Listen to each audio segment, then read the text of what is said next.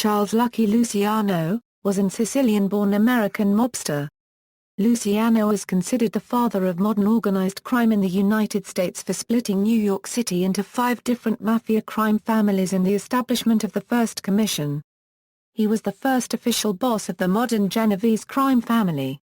He was, along with his associate Meyer Lansky, instrumental in the development of the National Crime Syndicate in the United States.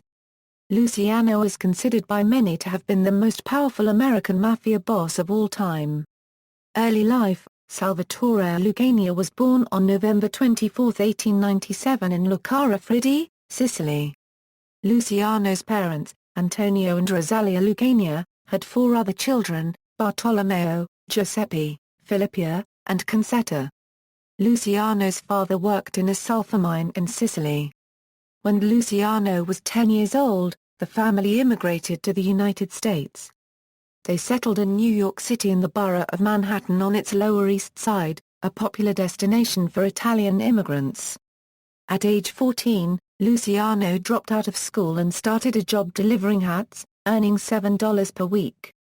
However, after winning $244 in a dice game, Luciano quit his job and went to earning money on the street. That same year, Luciano's parents sent him to the Brooklyn truant school. While a teenager, Luciano started his own gang. Unlike other street gangs whose business was petty crime, Luciano offered protection to Jewish youngsters from Italian and Irish gangs for 10 cents per week. It was during this time Luciano met Jewish teenager Meyer Lansky, his future business partner and close friend. It is not clear how Luciano earned the nickname Lucky. It may have come from surviving a severe beating by 3 men in the 1920s, as well as a throat slashing. This was because Luciano refused to work for another mob boss. From 1916 to 1936, Luciano was arrested 25 times on charges ranging from assault to illegal gambling to blackmail as well as robbery, but spent no time in prison. The name Lucky may have also been a mispronunciation of Luciano's surname Lucania.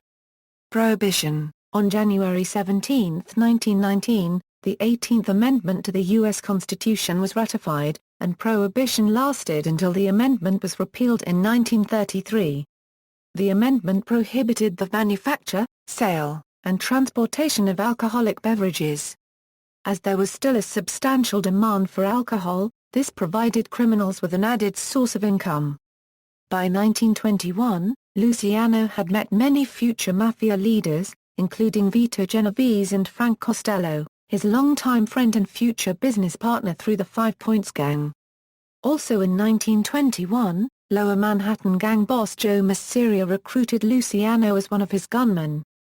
At some point in the early 1920s, Luciano left Masseria and started working for gambler Arnold the Brain Rothstein. Rothstein immediately saw the potential windfall from prohibition and educated Luciano on running bootleg alcohol as a business. Luciano, Costello, and Genovese started their own bootlegging operation with financing from Rothstein. Rothstein served as a mentor for Luciano. In 1923, after ruining his reputation in the criminal community with a botched drug deal, Luciano bought 200 expensive seats to the Jack Dempsey-Louis Firpo boxing match in the Bronx and distributed them to top gangsters and politicians. Rothstein then took Luciano on a shopping trip to Winnemucca's department store in Manhattan to buy high-end, classy clothes for the fight. The strategy worked, and Luciano's reputation was saved.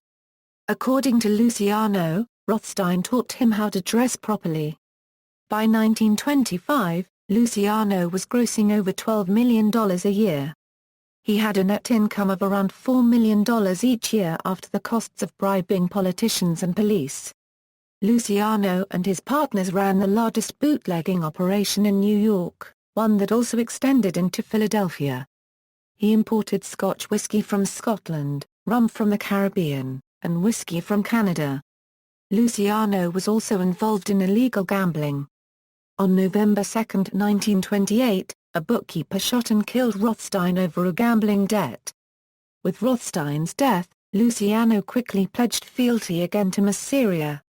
Rise to power, Luciano soon became a top aide in the Masseria organization. In contrast to Arnold Rothstein, Mafia was an uneducated man with poor manners and limited management skills. By the late 1920s, Mafia's main rival was boss Salvatore Maranzano, who had come from Sicily to run the Castellammarese clan activities. A rivalry ensued due to Maranzano not wanting to pay commission to Mafia and eventually escalated into the infamous Castellammarese War, which raged from 1928 to 1931 and resulted in 60 mobster deaths including both Maranzano and Mafia.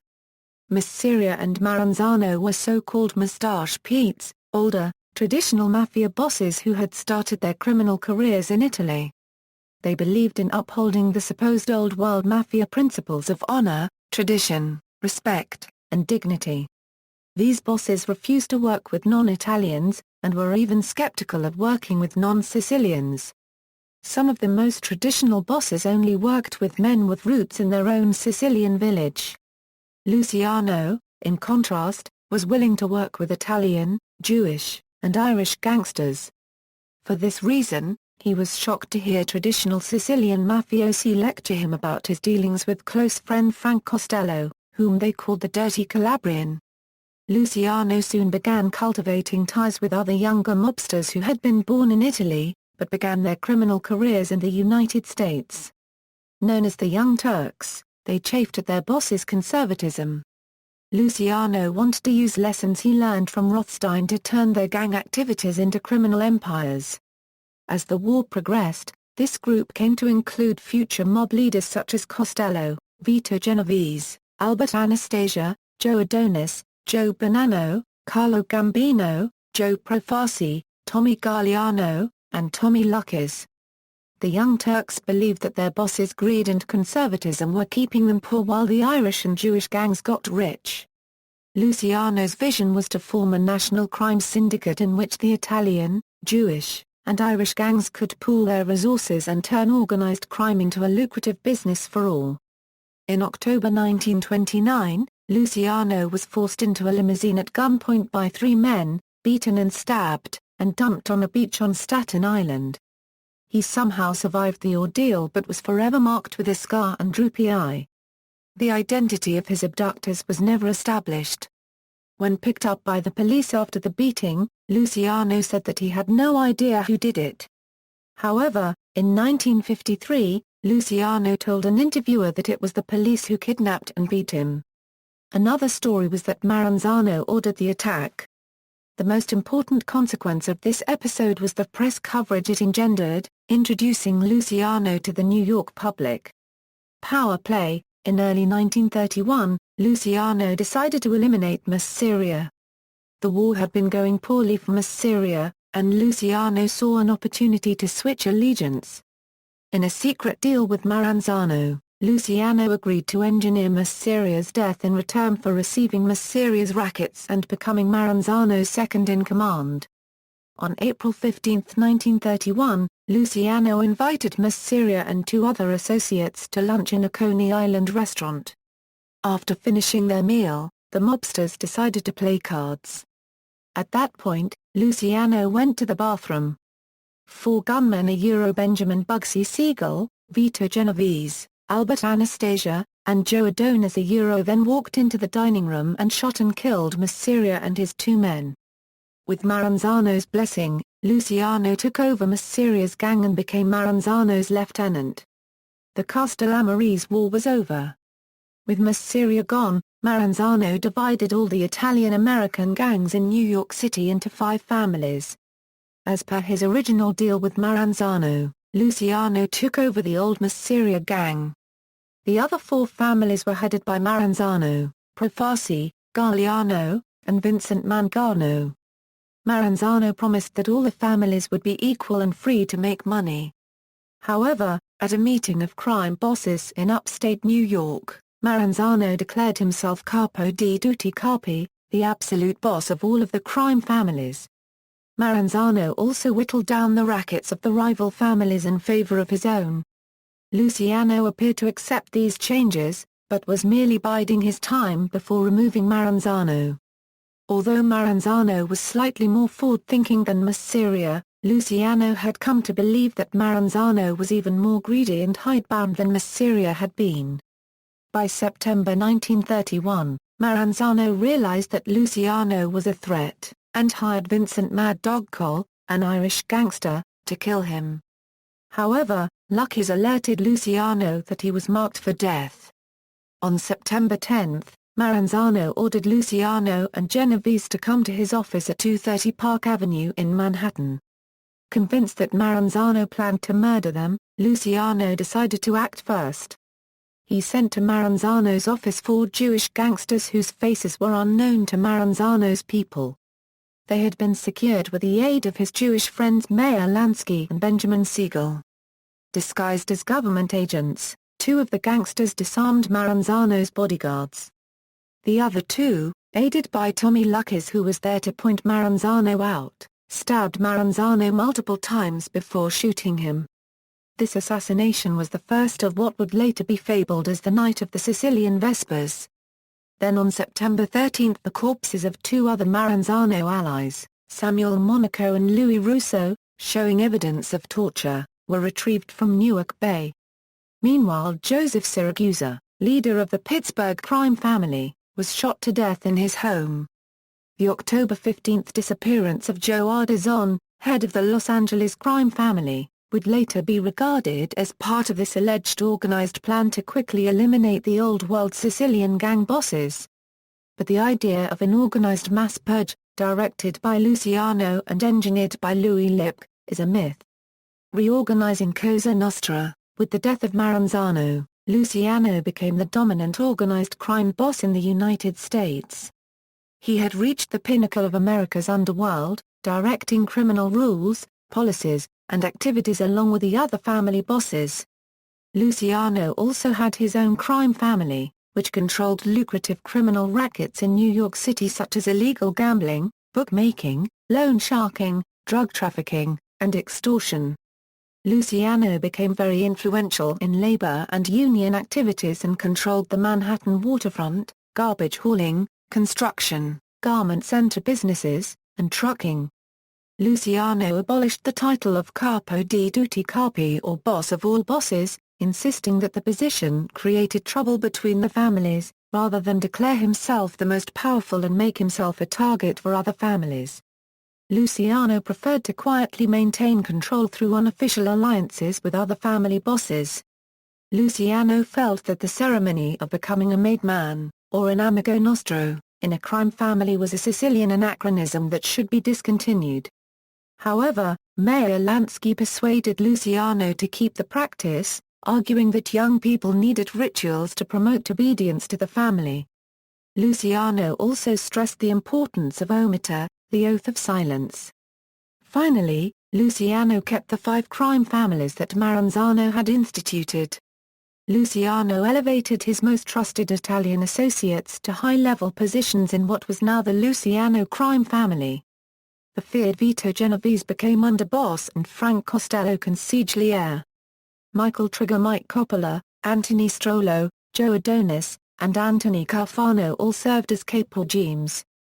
Because Meyer Lansky and Bugsy Siegel were non-Italians, neither man could hold official positions within any Cosa Nostra family. However, Lansky was a top advisor to Luciano and Siegel a trusted associate. The Commission, Luciano, under the urging of former Chicago boss Johnny Torrio, set up the Commission to serve as the governing body for organized crime. Designed to settle all disputes and decide which families controlled which territories, the Commission has been called Luciano's greatest innovation. Luciano's goals with the Commission were to quietly maintain his own power over all the families, and to prevent future gang wars. The Commission was originally composed of representatives of the 5 families of New York City, the Philadelphia crime family, the Buffalo crime family, the Los Angeles crime family, and the Chicago outfit of Al Capone. Later, the Detroit crime family and Kansas City crime family were added. The Commission also provided representation for the Irish and Jewish criminal organizations in New York. All Commission members were supposed to retain the same power and had one vote, but in reality some families and bosses were more powerful than others. In 1935, In its first big test, the Commission ordered gang boss Dutch Schultz to drop his plans to murder Special Prosecutor Thomas Dewey. Luciano argued that a Dewey assassination would precipitate a massive law enforcement crackdown. When Schultz announced that he was going to kill Dewey, or his assistant David Ash, anyway in the next 3 days, the Commission quickly arranged Schultz's murder. On October 24, 1935, Schultz was murdered in a tavern in Newark, New Jersey. Prosecution for pandering. During the early 1930s, Luciano's crime family started taking over small-scale prostitution operations in New York City. In June 1935, New York Governor Herbert H. Lehman appointed U.S. Attorney Thomas E. Dewey as a special prosecutor to combat organized crime in New York City. Dewey soon realized that he could attack Luciano, the most powerful gangster in New York, through this prostitution network with the assistance of his aide David Ash. On February 2, 1936, Dewey launched a massive police raid against 200 brothels in Brooklyn and Manhattan, earning him nationwide recognition as a major gangbuster. 10 men and 100 women were arrested. However, unlike previous vice raids, Dewey did not release the arrestees. Instead, he took them to court where a judge set bails of $10,000, far beyond their means to pay. By mid-March, several defendants had implicated Luciano. 3 of these prostitutes implicated Luciano as the ringleader, who made collections, although David Batillo was in charge of the prostitution ring in New York, and any money that Luciano received was from Batillo. In late March 1936, Luciano received a tip that he was going to be arrested and fled to Hot Springs, Arkansas. Unfortunately for Luciano, a New York detective in Hot Springs on a different assignment spotted Luciano and notified Dewey. On April 1, 1936, Luciano was arrested in Hot Springs on a criminal warrant from New York. The next day in New York, Dewey indicted Luciano and his accomplices on 60 counts of compulsory prostitution. Luciano's lawyers in Arkansas then began a fierce legal battle against extradition. On April 6, someone offered a $50,000 bribe to Arkansas Attorney General Carl E. Bailey to facilitate Luciano's case. However, Bailey refused the bribe and immediately reported it. On April 17, after all of Luciano's legal motions had been exhausted, Arkansas authorities handed Luciano to 3 New York City Police Department detectives for transport by train back to New York for trial. When the detectives and their prisoner reached St. Louis, Missouri and changed trains, they were guarded by 20 local policemen to prevent a mob rescue attempt.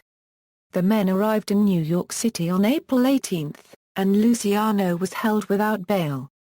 On May 13, 1936, Luciano's pandering trial began. He was accused of being part of a massive prostitution ring known as the Combination. During the trial, Dewey exposed Luciano for lying on the witness stand through direct quizzing and records of telephone calls. Luciano also had no explanation for why his federal income tax records claimed he made only $22,000 a year, while he was obviously a wealthy man. Dewey ruthlessly pressed Luciano on his long arrest record and his relationships with well-known gangsters such as Ciro Terranova, Louis Buchalter, and Joseph Masseria. On June 7, 1936, Luciano was convicted on 62 counts of compulsory prostitution. On July 18, 1936, Luciano was sentenced to 30 to 50 years in state prison, along with Batillo and others. Many observers questioned the pandering charges against Luciano. He almost certainly profited from prostitution and members of his crime family extorted money from madams and brothel keepers. However, like most bosses, Luciano created layers of insulation between himself and criminal acts. It would have been significantly out of character for him to be directly involved in any criminal enterprise, let alone a prostitution ring. At least 2 of his contemporaries have denied that Luciano was ever part of the Combination. In her memoirs, New York society Madame Polly Adler said that if Luciano had been involved with a Combination, she would have known about it.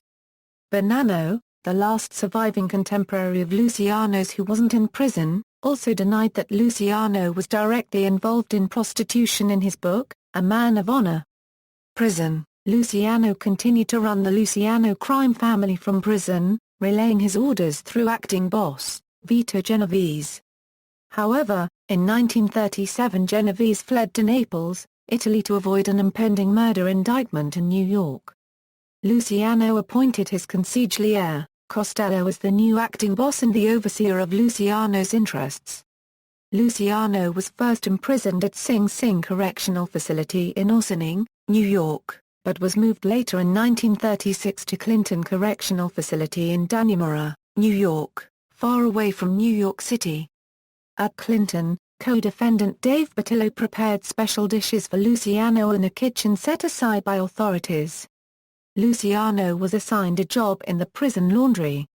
Luciano used his influence to help get the materials to build a church at the prison, which became famous for being one of the only freestanding churches in the New York State correctional system, and also for the fact that on the church's altar are two of the original doors from the Victoria, the ship of Ferdinand Magellan.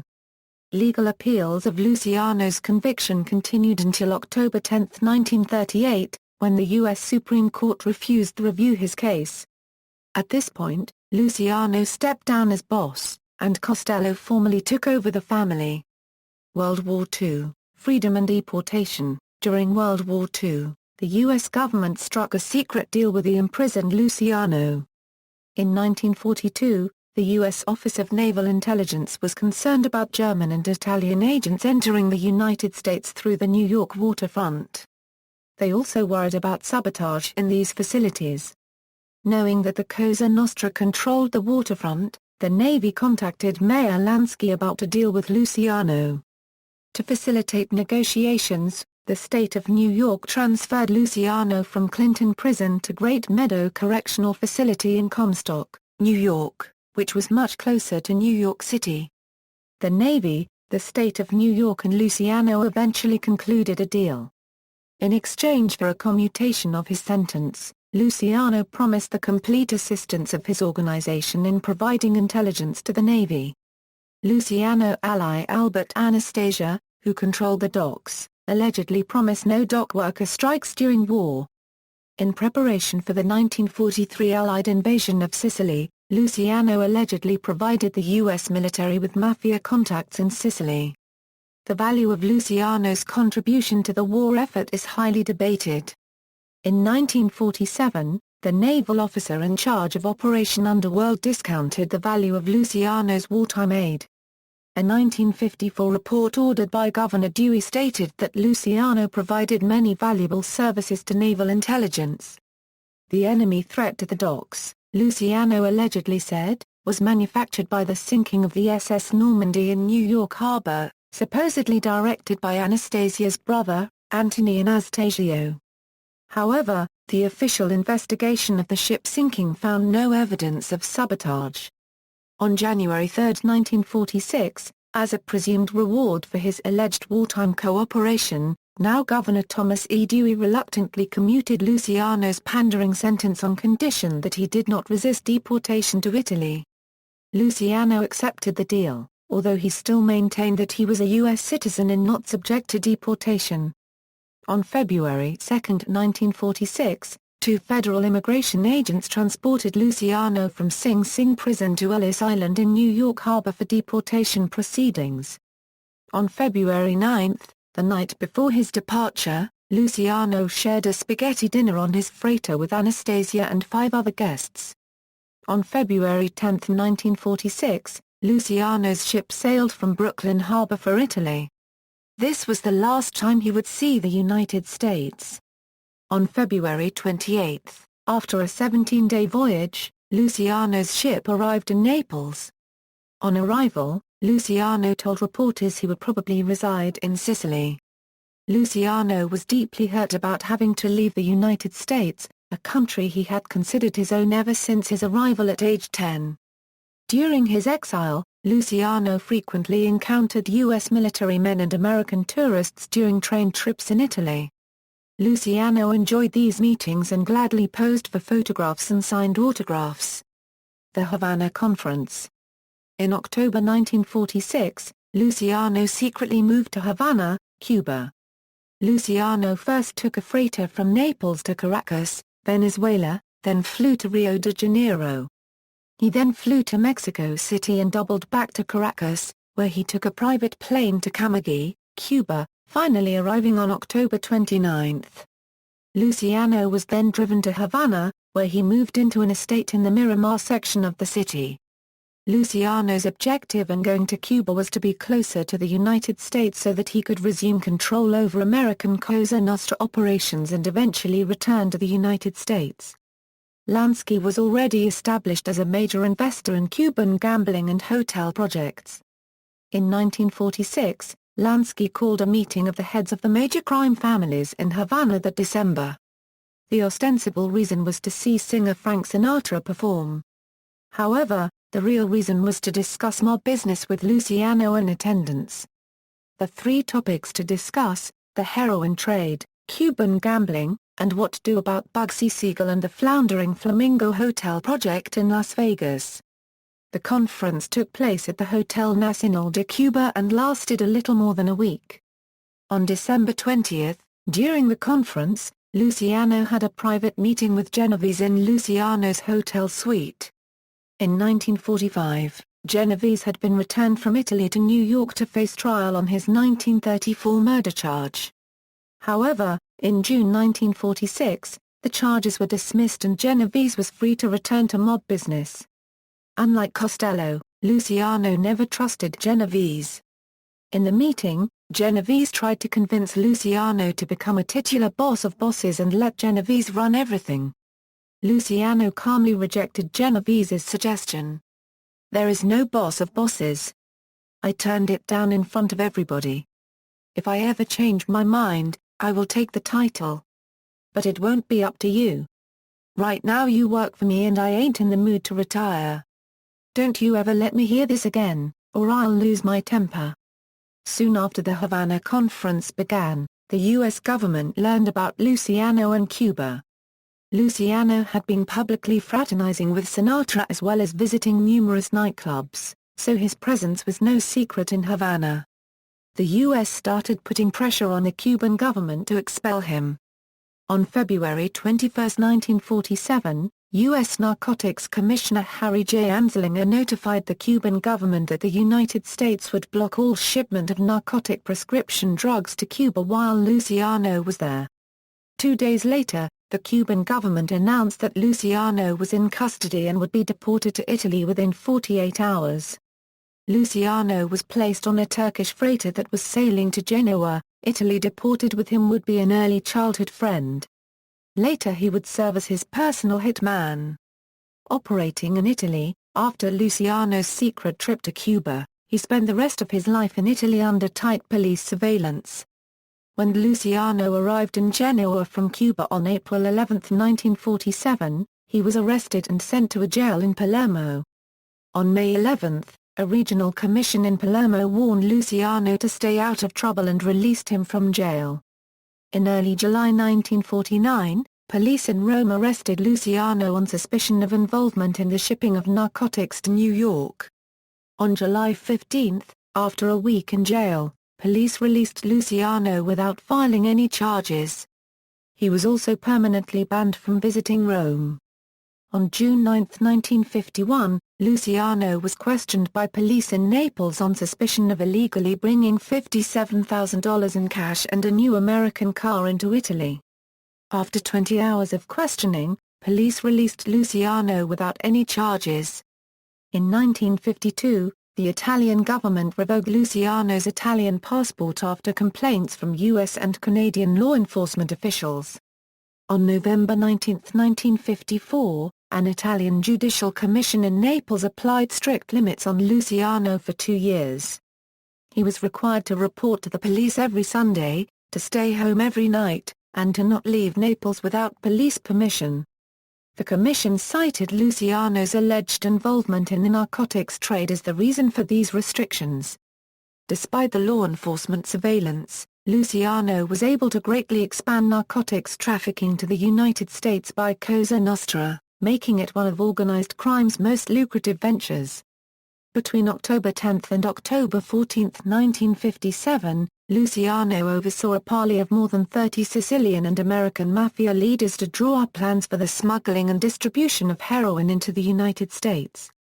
According to Selwyn Raab, an investigative reporter for the New York Times, it was at the Luciano meeting, held in the Grand Hotel A dei Palms in Palermo, Sicily, that a plan was put into place through which Sicilians were responsible for distributing heroin in the U.S., while the American mobsters collected a share of the income as franchise fees. Luciano's plan included a scheme to expand the tiny heroin and cocaine markets in the U.S. by reducing the price and focusing on working-class white and black urban neighborhoods. Personal life: in 1929, Luciano met Gay Oliver, a featured dancer in one of Broadway's leading nightclubs, Hollywood. They were inseparable, but never married up until he went to prison. In early 1948, Luciano met I.G. Lissoni, an Italian nightclub dancer 20 years his junior, whom he later described as the love of his life. In the summer, Lissoni moved in with him. Although some reports said the couple married in 1949, others state that they only exchanged rings. Luciano and Lissoni lived together in Luciano's house in Naples. Although Luciano adored Lissoni, he continued to have affairs with other women. This led to numerous arguments with Lissoni, with Luciano striking her on several occasions. In 1959, Lissoni died of breast cancer. Luciano never had any children. He once provided his reasons for that. "I didn't want no son of mine to go through life as the son of Luciano, the gangster. That's one thing I still hate Dewey for, making me a gangster in the eyes of the world." American power struggle: by 1957, Genovese felt strong enough to move against Luciano and his acting boss in New York, Frank Costello. He was aided in this move by Anastasia crime family underboss Carlo Gambino. On May 2, 1957, Costello was shot and slightly wounded by a gunman outside of his apartment building. Soon after this attack, Costello conceded control of what is called today the Genovese crime family to Genovese. Luciano was powerless to stop it. On October 26, 1957, Genovese and Gambino arranged the murder of Albert Anastasia, another Luciano ally. Gambino took over what is now called the Gambino crime family. Genovese now believed himself to be the top boss in the Cosa Nostra. In November 1957, Genovese called a meeting of Cosa Nostra bosses in Appalachian, New York to approve his takeover of the Luciano family and to establish his national power. Instead, the Appalachian meeting turned into a terrible fiasco when law enforcement raided the meeting. Over 65 high-ranking mobsters were arrested and the Cosa Nostra was subjected to publicity and numerous grand jury summons. The enraged mobsters blamed Genovese for this disaster, opening a window of opportunity for Genovese's opponents. Costello, Luciano, and Gambino met in a hotel in Palermo, Sicily, to discuss their plan of action. In his own power move, Gambino had deserted Genovese. After their meeting, Luciano allegedly paid an American drug seller $100,000 to falsely implicate Genovese in a drug deal. On April 4, 1959, Genovese was convicted in New York of conspiracy to violate federal narcotics laws. Sent to prison for 15 years, Genovese tried to run his crime family from prison until his death in 1969. Meanwhile, Gambino now became the most powerful man in the Cosa Nostra. Death and legacy: on January 26, 1962, Luciano died of a heart attack at Naples International Airport. Luciano had gone to the airport to meet with American producer Martin Gosch about a film biography. To avoid antagonizing other Cosa Nostra members, Luciano had previously refused to authorize a film, but reportedly relented after Lissoni's death. After the meeting with Gosch, Luciano was stricken with a heart attack and died. Luciano was unaware that Italian drug agents had followed him to the airport in anticipation of arresting him on drug smuggling charges. 3 days later, 300 people attended a funeral service for Luciano in Naples. Luciano's body was conveyed along the streets of Naples in a horse-drawn black hearse. With the permission of the U.S. government, Luciano's relatives took his body back to New York for burial. He was buried in St. John's Cemetery in Middle Village, Queens. More than 2,000 mourners attended his funeral. Luciano's longtime friend, Gambino crime family boss Carlo Gambino, eulogized him at the funeral. Carlo Gambino was the only other boss besides Luciano to have complete control of the commission and virtually every mafia family in the United States. In popular culture, proponents of the mafia and its history often debate as to who was the greater between Luciano and his contemporary, Al Capone. The much-publicized exploits of Capone with the Chicago outfit made him the most famous mobster in American history, but he did not exert influence over other mafia families as Luciano did in creating and running the commission. For being the mafia hegemon in the era of landmark mobsters like Albert Anastasia, Frank Costello, Meyer Lansky, Bugsy Siegel, Tommy Luckes, Carlo Gambino, and Vito Genovese, all of whom he led, Luciano is considered by many to have been the most powerful American mafia boss of all time. In 1998, Time magazine characterized Luciano as the criminal mastermind among the top 20 most influential builders and titans of the 20th century. Media portrayals, films, The Valachi Papers Luciano was portrayed by Angelo Infanti, Lucky Luciano Luciano was portrayed by Gia Maria Volonta copyright, The Cotton Club Luciano was portrayed by Joe D'Alessandro, Mobsters Luciano was portrayed by Christian Slater, Bugsy Luciano was portrayed by Bill Graham, Billy Bathgate Luciano was portrayed by Stanley Tucci, White Hot, The Mysterious Murder of Thelma Todd Luciano was portrayed by Robert Davey, The Outfit Luciano was portrayed by Billy Drago, Hoodlum Luciano was portrayed by Andy Garker. Bonanno, A Godfather's Story Luciano was portrayed by Vince Carrazza, Lansky Luciano was portrayed by Anthony LaPaglia, The Real Untouchables Luciano was portrayed by David Vigiano, TV series, The Witness Luciano was portrayed by Telly Savalas, The Gangster Chronicles Luciano was portrayed by Michael Nouri, Boardwalk Empire Luciano is portrayed by Vincent Piazza, documentary series, Mafia's Greatest Hits Luciano features in the second episode of UK History TV channel Yesterday's documentary series. Books, Luciano's Luck, Jack Higgins. Fictional based on the Luciano's WWII supposed war efforts.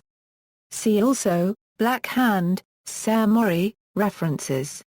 Further reading, Gosh, Martin A. Hammer, Richard. The Last Testament of Lucky Luciano. Boston, Little Brown and Company. ISBN A0-316-32140-0. Raub, Selwyn. Five Families, The Rise, Decline, and Resurgence of America's Most Powerful Mafia Empires. St. Martin's Press. ISBN A0-312-36181-5. Clerks, Cat. Lucky Luciano, the Father of Organized Crime. Altitude Publishing, Limited. ISBN A1-55265-102-9. Powell, Hickman. Lucky Luciano, His Amazing Trial and Wild Witnesses. Barricade Books, Incorporated. ISBN A0-8065-0493-5. Feder, Sid. Joesson, Joachim. Luciano Story. Da Capo Press. ISBN A0-306-80592-8. Retrieved April 21, 2013. Newark, Tim. Lucky Luciano, The Real and the Fake Gangster. New York, Thomas Dunn Books. ISBN A978-0-312-60182-9. Retrieved April 21, 2013. Stolberg, Mary M. Fighting Organized Crime, Politics, Justice, and the Legacy of Thomas E. Dewey. Boston, Northeastern University Press. ISBN A1-55553-245-4. Retrieved April 21, 2013. Safakis, Cal. The Mafia Encyclopedia. New York, New York, Facts on File. ISBN A0-8160-6989-1. Retrieved April 21, 2013. English, T.J. Havana Nocturne, How the Mob Owned Cuba Euro, and Then Lost It to the Revolution. New York, Harper. ISBN A00617127444. Retrieved April 21, 2013. External links, Lucky Luciano Biography, Lucky Luciano at Find a Grave, Havana Revisited, An American Gangster in Cuba. NPR, June 5, 2009, photograph of Meyer Lansky, Lucky Luciano, and others at the Waldorf Astoria Hotel from the Lloyd Seeley Library Digital Collections.